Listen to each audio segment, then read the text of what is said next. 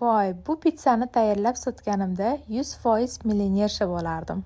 Shunaqa mazaliligidan jinni bo'lib qolishingiz aniq. Ikkita lavash xamirini olamiz va birinchi qavatiga mayonezda yaxshilab surib, ikkinchi qavatini yopib olamiz.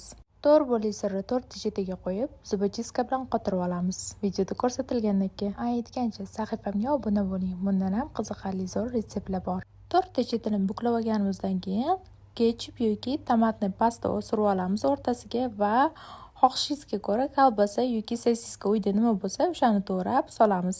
Tuzlangan bodring to'g'rab soldim. Xohishga ko'ra pomidor, bolgarskiydan ham foydalansanglar bo'ladi. Olivkisiz pitsa bo'lmaydi deb olivkilarni ham to'g'rab solib, ustidan qirg'ichdan chiqarilgan sirlarni sepib chiqamiz. 200 gradus qizib turgan duxovkada 10-15 minutda pishirib olamiz.